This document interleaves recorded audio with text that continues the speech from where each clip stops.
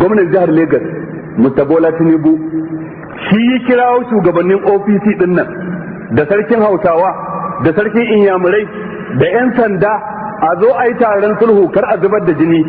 Kowa ya sa hannu tsakanin 'yan sanda da shugabannin Hausawa da shugabannin Inyamurai. Shugaban OPC ya ce ba zai sanya hannu akan takardar zaman lafiya ba, kuma aka bar shi ya fita ya tafiyarsa, gwamnan jihar Lagos. Kuma bincike ya nuna su suke sai wa 'yan OPC din makamai, su suke ba su adduna da bindigogi, su suke sponsorin ɗinsu da kuɗi don su yi dukkan ta'addancin da suke yi. Kwana-kwanan nan Major General Buhari mai ritaya ya je har ofis ɗinsa dangane da abin da mutanen ƙasarsa suke yi.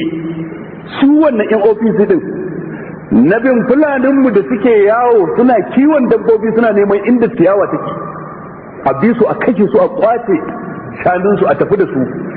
Buhari ya je ya same shi don ya sa baki a nan gurin.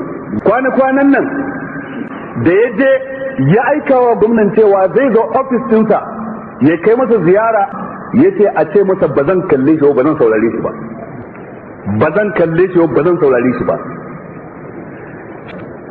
Amsar da ya bai wa Buhari kenan kwana-kwanan nan. Shi ne wanda ya ɗaura ɗamarar yaƙi yanzu da cewa ba yanda za a yi tunanin shari'ar musulunci ya je kudancin ƙasar nan in su suna da rai. Kuma abin mamaki wai musulmi ne, wai musulmi ne. Waɗannan ɓangarori guda bakwai 'ya'yanmu su sani ƙanana cewa ko da mu a yanzu ba mu kaddamarwa waɗannan mun ci nasarar kashe su ba, mun bayar da wasiya ga 'ya'yanmu duk inda aga waɗannan da rai a kashe su. Ko da mu yanzu ba mu ci nasara ba a lokacin mu, mun ba da wasiya jinin waɗannan ya halatta. Arna ne sun kashe 'yan uwanmu musulmi, in an kashe su ba zalunta su aka yi ba, adalci aka yi, ramuwa ce. Har yanzu kuma an kashe mana mutum 1000 don mun kashe 7 mai muka yi, ba mu yi komai ba. Saboda haka abinda muke kira ga gwamnatin tarayya ta yi gaggawar daukan mataki. Mu sani cewa yau kwana uku a jere ana kashe mutane, ana kona su, ana yayyanka su, ana kona makamu, ana kona kantinan su, ana fashi, ana fyaɗe ga matan musulmi, kuma duk a yi shiru a kyale. A ce ana bukatar zaman lafiya a ƙasa, wallahi tallahi zaman lafiya ya ƙare. Zaman lafiya a wannan ƙasa matukar ana wannan ta'addanci, wallahi tallahi ya ƙare, babu ja da baya.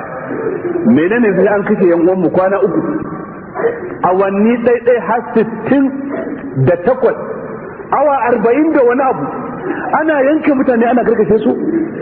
SSS suna nan, soja suna nan, 'yan sanda suna nan, shugaban kasa na nan bai tafiya ba, 'yan majalisar wakilai na tarayya, 'yan majalisar dattijai suna nan, sarakunan gargajiyarmu suna nan, malamanmu suna nan.